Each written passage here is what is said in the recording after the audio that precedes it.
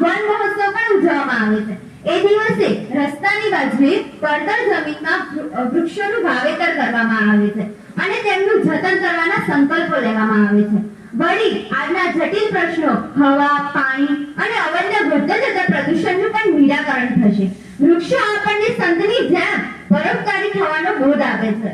અંતે એક પંક્તિ કહેવા માંગુ છું અને એ પંક્તિ આપણે જો આપણા જીવનમાં લાવીશું તો જ पर्यावरण આપણે બચાવી શકશું। पेड़ों ने अपनी गूंज में हमें बचपन में खिलाया है, पेड़ों ने अपनी गूंज में हमें बचपन में खिलाया है, माँ की तरह लोरी सुनाकर अपनी छांव में सुलाया है, अपनी छांव में सुलाया है। उन पेड़ों को कभी नहीं हम आरी से कटवाएंगे, उन पेड़ों को कभी नहीं हम आरी से कटवाएंगे। एक पेड़ के बदले में 100 पेड़ लगाएंगे, एक पेड़ के बदले में 100 पेड़ लगाएंगे। अस्तु। जय हिंद, जय भारत। આપણા દેશમાં વન મહોત્સવ પણ ઉજવવામાં આવે છે।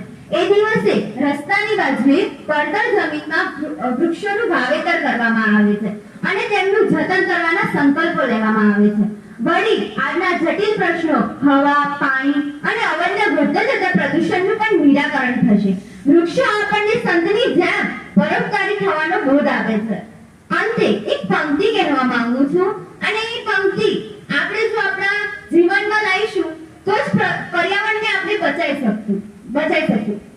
पेड़ों ने अपनी गूंज में हमें बचपन में खिलाया है, पेड़ों ने अपनी गूंज में हमें बचपन में खिलाया है, माँ की तरह लोरी सुनाकर अपनी छांव में सुलाया है, अपनी छांव में सुलाया है।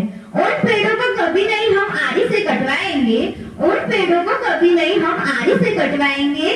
एक पेड़ के बदले में 100 पेड़ लगाएंगे, एक पेड़ के बदले में 100 पेड़ लगाएंगे। अस्तु। जय हिंद, जय भारत।